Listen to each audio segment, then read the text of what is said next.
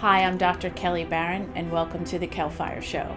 And today, my lovely guest is Erin Bedell. I'm very excited to have her on. Her story is so amazing, and women everywhere really need to hear this. I don't think it's talked about enough. So, Erin, Yes. why don't you tell me why you decided to do this? Yeah, thank you so much, Kelly, for having me on the show. I love what you're doing. And what I'm going to talk about today is my journey with anxiety and mental health in general.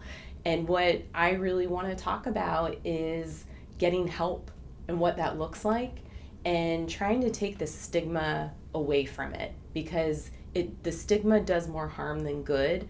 And I think there are a lot of people out there, and I know this because of how long it took me to get help. I think there are a lot of people out there that have, similar symptoms, might hear themselves in some of the stories I'll tell.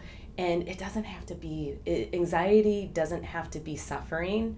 And there's things you can do about it. And I think too many people suffer in silence. I think that's awesome, and I agree. I think it's something that we, humans in general, but we women tend to, we look at it with shame, Yes. or I can't say it, or it makes me less of a woman or less of a human. So thank you for having the courage to share Yeah. this with me and with you all. Yes. So if you want to start off just giving us a little bit about your personal journey. Sure. Yeah, I think for a very long time I was a fearful kid. I had a lot of just, I think, like anxiety as a kid. And as I grew up and was in high school, I think there were probably a lot of signs, but I don't think a lot of people at that time, I'm, early 40s, I don't think it was something people were looking at as much as they do now. And so there's like all these signs. I remember one of the things that I remember most is when I was in high school, I was driving with a friend. And all of a sudden, I didn't know what was happening, but it was like I felt like I went out of my body. I felt like I just had this panic. And it was like I was going to pass out. Oh, wow. And it turns out I was having a panic attack. I have no idea why. And so go into, early adulthood, everything like that. I'm still having like all this, like I worry a lot as a young adult. I worry a lot about a lot of things. And of course there's a difference between worrying about things that are natural, but mine was an anxiety that kept me from doing things. It made me question, I questioned all decisions that I made. Just had such fear, and it was just this overwhelming anxiety, and it would just get worse and worse and worse. So I was starting to have panic attacks. I had a really big fear of flying. It was coming out in all these weird ways. And I thought, I didn't want to admit to it. I went to the doctor a few times because I had a panic attack and like had to go in an ambulance because I didn't know what was happening. Yeah. And, it just kept getting worse and worse and worse. And finally, when I was about 30, I was 29, finally went to my doctor because my sister and brother-in-law, they said, something's not right. Like this isn't normal the way you're having panic attacks. You wake up in the middle of the night. You worry about a lot of stuff that it just doesn't make sense. So I knew it. I knew I had a problem. That was going to be my question. Did you I knew, know? But I was so afraid of what it was because I didn't know what it was. I didn't know it was anxiety. And God knows what else it is. But I was so afraid because it was like, well, then something's really wrong with me. And what if something's really wrong with me and I go to the doctor and she confirms it and it's like, there's no going back. Well, what were you envisioning could be the problem? Like, what was going through your brain? I don't know if other people grew up like this, but I feel like anytime someone said that they were on medication, if it was something around mental health, it was like, ooh, what's wrong with them? And I see like, where you're going with this. are they crazy? Right. And, or why can't you just pull yourself up by your bootstraps?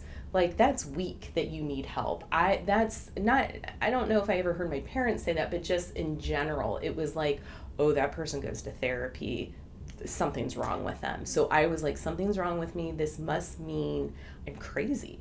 Like, I'm just crazy. Were you worried that if they labeled a disorder that, like, this is it? Yep. I'm getting locked away, or I'm just going to be labeled. And it was so, like, I can see it now, and this is why I talk about it, because some people listening to this might be like, wow, that sounds really extreme, but I don't think it is. I think a lot of people don't get help because someone in their family is like, oh, we don't do that, or we figure things out a different way, or that's for the weak people. Or they think, wow, something's really wrong with me, and it's really something common, and that a lot of us have.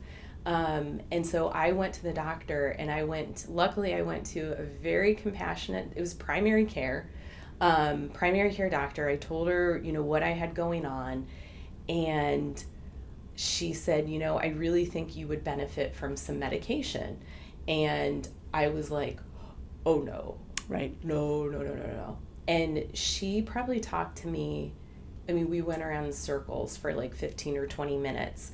Because she was like, what are you afraid of? I was like, well, doesn't this mean I'm crazy? And she was like the first person to help me see, this is so common. She laughed, but she didn't laugh at me, because I really was 100% serious. I was like, doesn't this mean I'm crazy then? How hard was that for you to ask that question or even bring that up? Oh, it was, that's why I kept going around in circles with her. I was like, are you sure I really need medication? Isn't there something else I could do? And when I finally said that's what I'm afraid of, she was like, oh my gosh. She's like, Erin, she's like, there are so many people that have anxiety and depression, because I lean towards having some depression too. She said, this is incredibly common. And I was like, it is? She said, yeah. And she helped me feel like I wasn't some person that had like deep issues. Who knows? Maybe I do. That's another podcast. But it was that I had something really common that a lot of people do. And that was eye-opening to me. And it was also kind of embarrassing, because I was making it out to be so big. I thought it was this like, something's so wrong with me, oh my God. And to find out it's something that's really common. And that was like the start of me going, okay, maybe it doesn't have to be this way. So that's kind of how I started the journey of, I think I need to do something for myself, because this isn't working. This is the common theme, Rachel.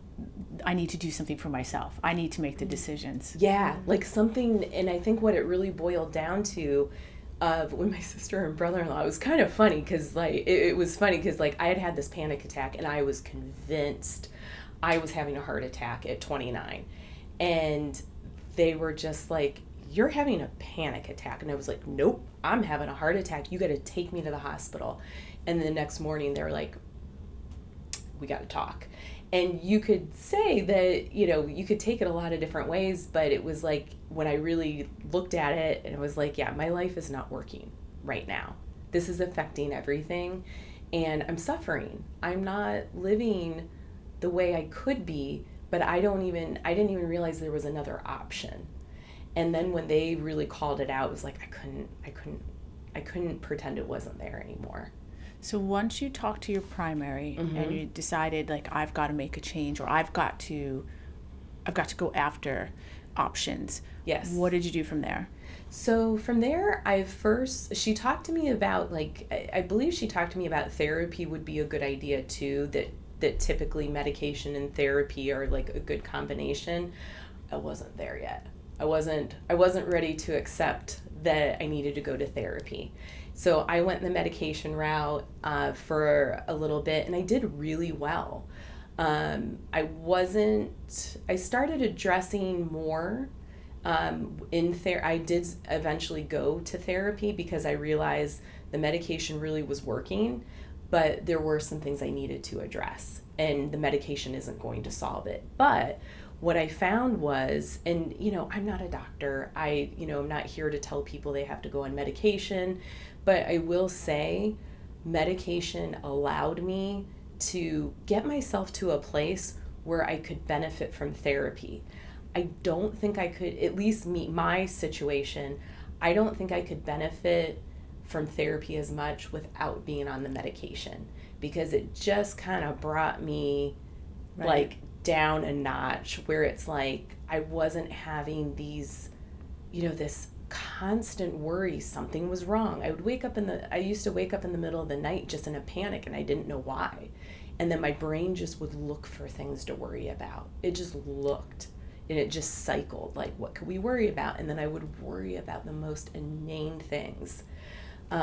So really it was the combination of, really then starting my journey with therapy.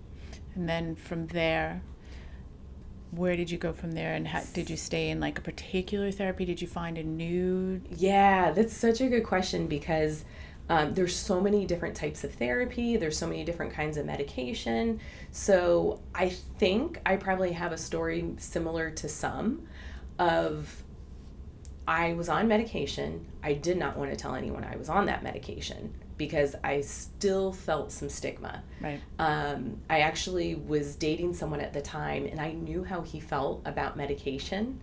And so I never told him Wow. that I was just taking Lexapro. But I felt some shame. And when he found out I was on medication, I really feel like that changed his perception of me. And I think he looked at me like what I was afraid of, like something was wrong with me. Broken. Or I was weak. Yeah. That I was weak, that like I needed medication to help myself. Erin today would tell someone like that what they could do with those thoughts. But I was early 30s, so I was like, oh, he totally sees me differently. He sees me as weak.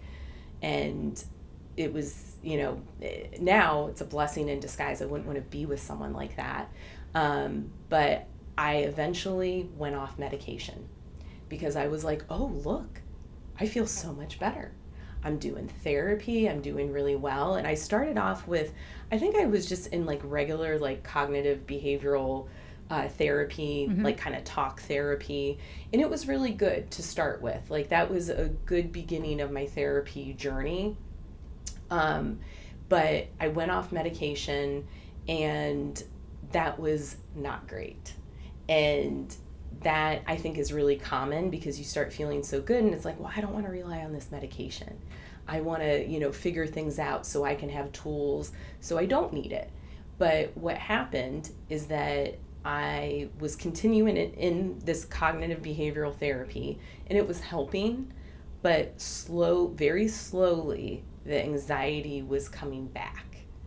And it was very slow though. It's kind of like when people talk about, what's the analogy? Like, if a frog's, if you put a frog in a boiling pot of water, it wants to jump out. But if it's slowly, incrementally gets hotter and hotter, you don't notice.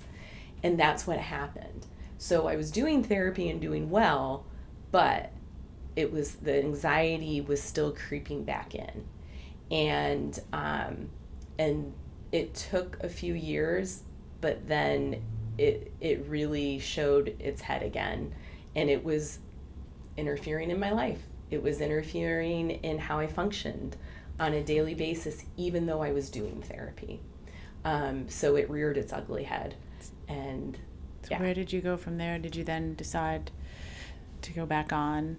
Yeah, so what happened, it was actually, I was talking to so I ended up transitioning from that cognitive behavioral therapy, which was very helpful, but I needed more. I realized there were still things I needed to talk about that I felt I wasn't getting resolution on. And so I went to a therapy called IFS. It's Interfamily Systems. Okay. And that therapy has changed my life.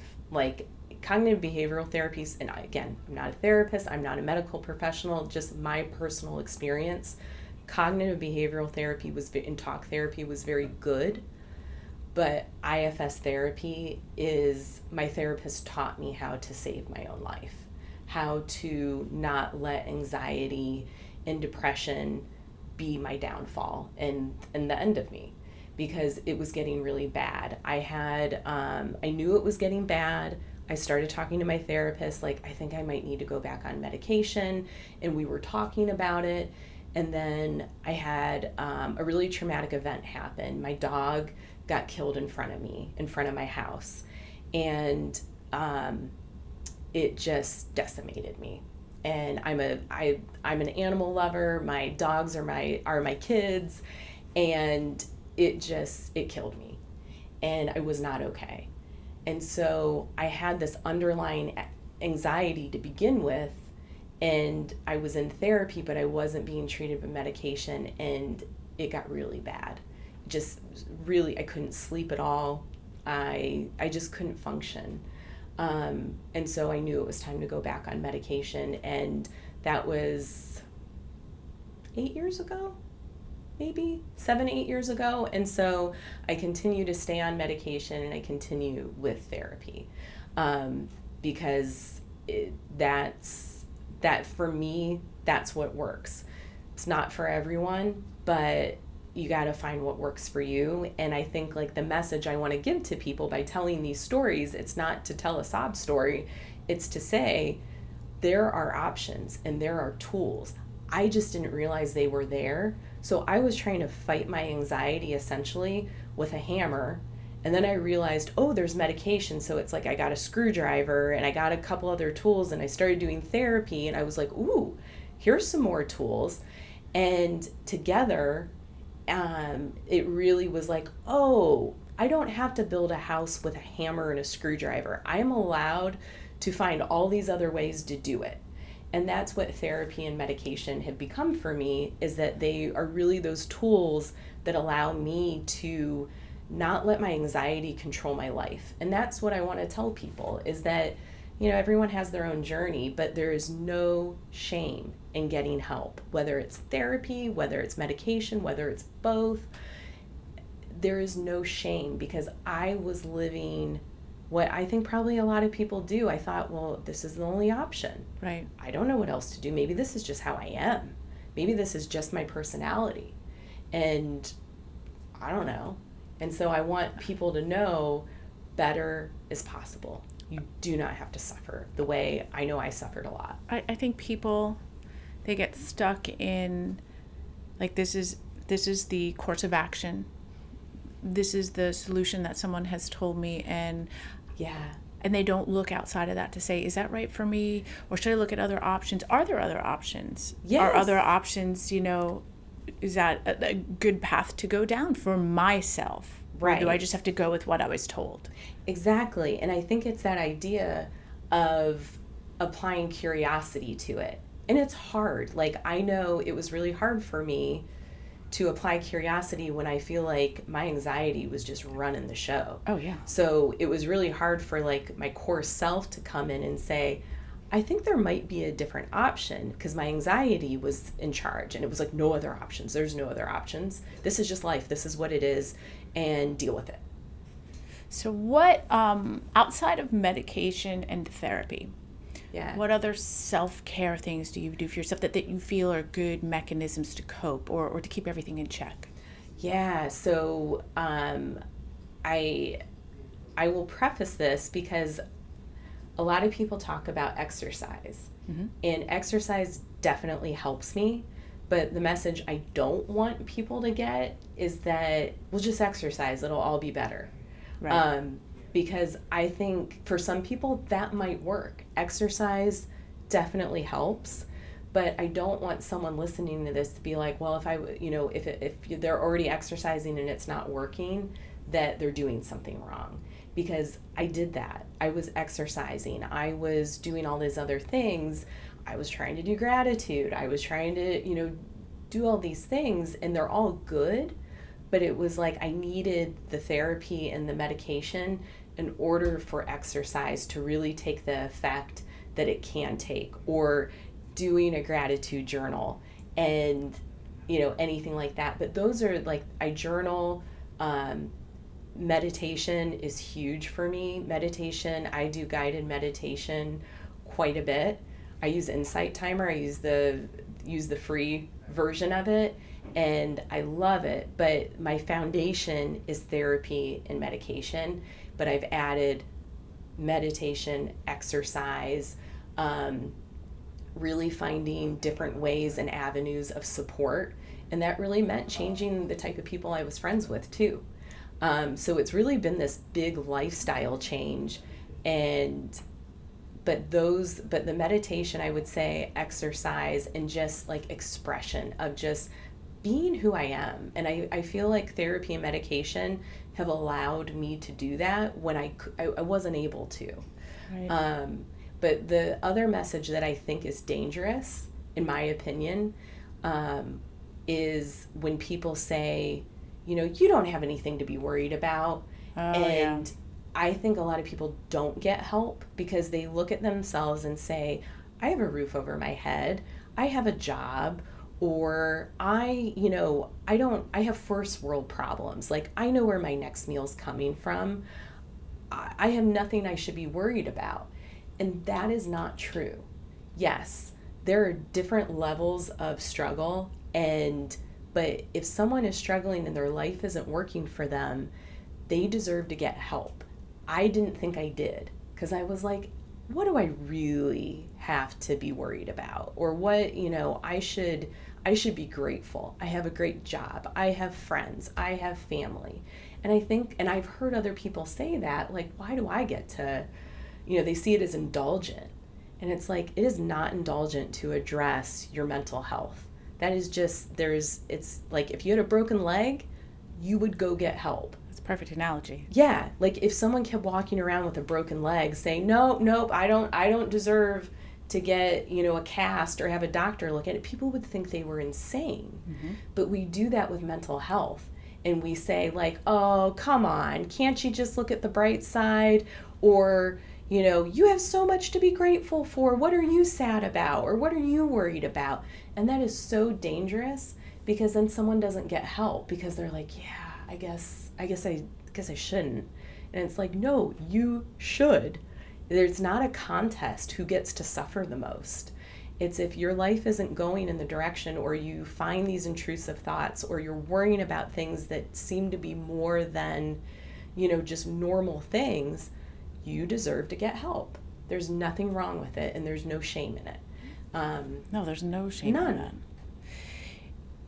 This is a good question because we're in the business of hormones lately. Okay.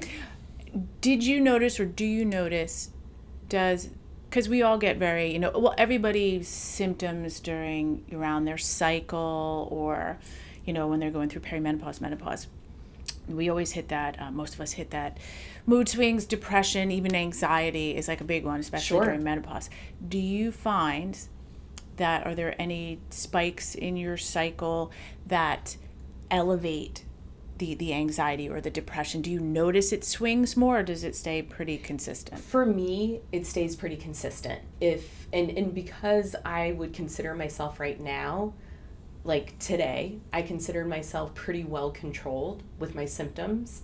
So I don't, and even when I was not well controlled with symptoms, I didn't notice any difference with like my hormones, my cycle, or anything. But I'm sure, some people do.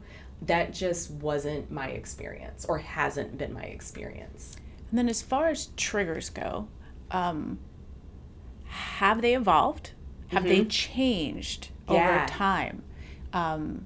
Do you get presented with triggers and you can overcome them, and are there some that you just can't? Yeah, that's a really good question, because mine have evolved. Before I was getting treatment, anything could trigger me.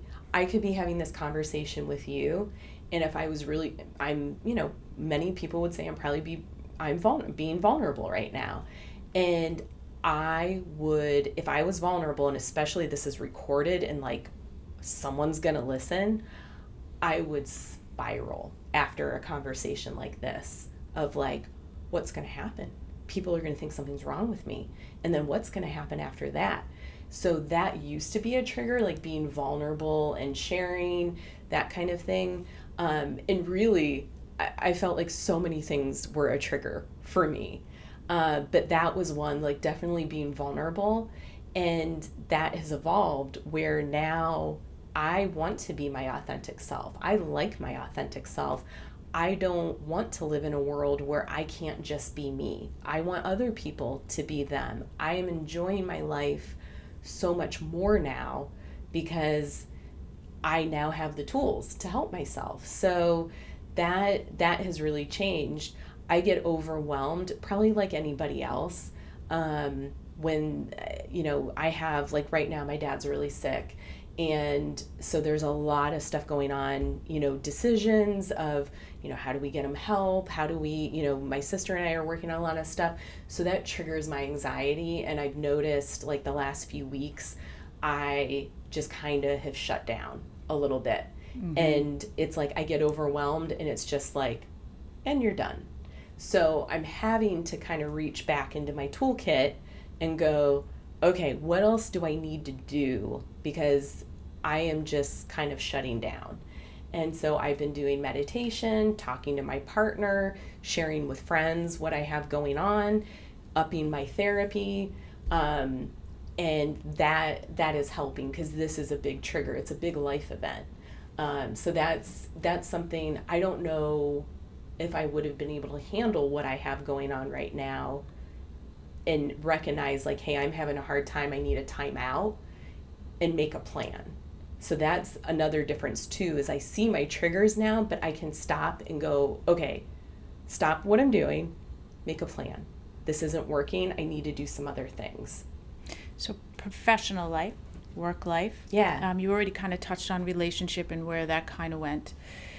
Work is overwhelming. Yes. And work, I think, can drive you into anxiety more than anything else. And have you noticed, has it affected your work life, or would it have, and now you have the tools and you feel much better about it? Yeah, I feel like to say it didn't affect my work life, it's like it affected every part of my life.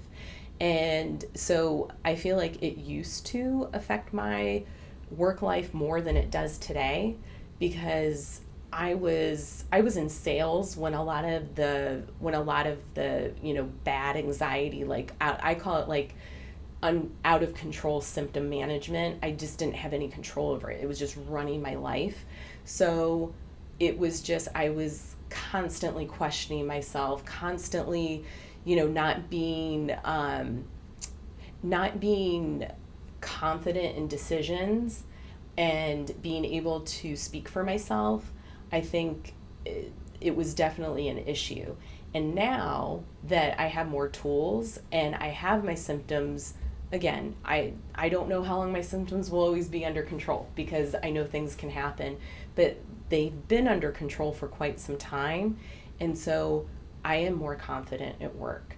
I speak up for myself. Like, you know what? My plate is getting too full. Where before, I wouldn't have. I would just keep taking the work. Don't speak up.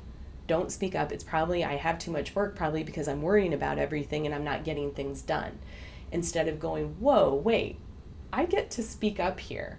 So there's a lot, like with treating my anxiety, I think there's been a lot of self-confidence that has come from it. I think it's been a product. My self-confidence and assuredness has increased because I have learned through therapy and medication helped me be able to receive it, to learn how to trust myself better. Because I was anxious all the time. I didn't trust myself because I'm constantly worried. Like, how can I trust myself? And now I trust my decisions. I trust I know what I'm doing. I trust to speak up for myself. So I've seen a really big difference in my work life. One of my favorite phrases, mottos, mantras, if you will, is getting comfortable being uncomfortable. Yes. It's just something that I put myself through. I would say as a coping mechanism for anything is to just put myself in that position. So do you feel like you are constantly doing that? like putting myself, like challenging myself. This going like, that's gonna trigger me, but I'm gonna try it. Yes, absolutely. I am way more confident to, like, I trust myself so much more now when I get into an ambiguous, situation or a project or something. I now can go back and go, I've got this. I'm going to figure some stuff out. And you know what? One of my other triggers that I didn't mention was making mistakes. Prior to being treated, if I made a mistake, oh my God, it was a spiral of massive proportions. It was crazy. I feared making mistakes. It would just send me into a tailspin. Now I look to try to make mistakes, because that means I'm not, and I don't mean like, oh, I'm going to mess up. I just mean if I make a mistake, that's okay. As long as I learn from it and own it and figure out that there was probably a reason I made that mistake, let's take a look at it.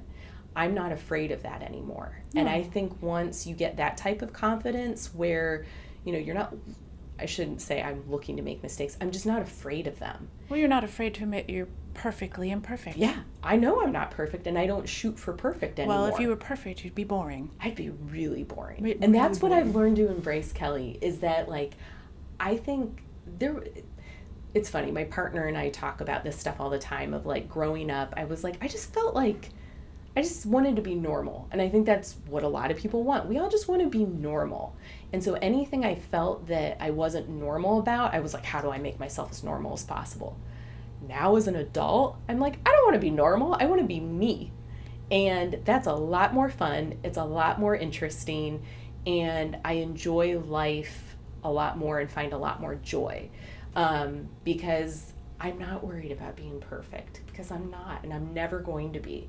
And I make mistakes all the time. And now I see them as learning opportunities of, like, well, how do I become better? Or how do I help someone else be better?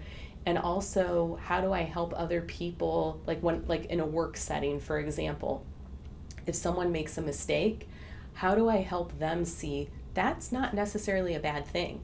You could leverage that into a lot of good learnings that make you more valuable.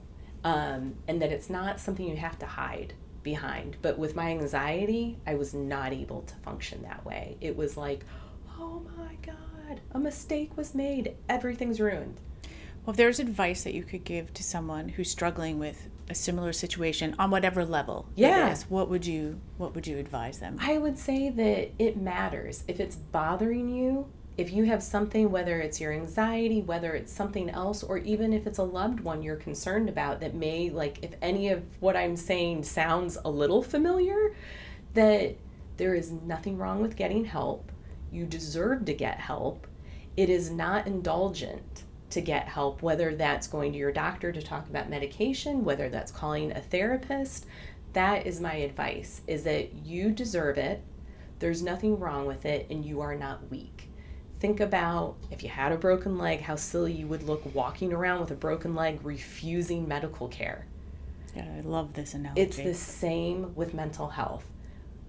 There's opportunities, there's tools. It doesn't have to be a certain way just because your brain, whatever reason we, some of us have anxiety, depression, or whatever, it doesn't have to stay that way.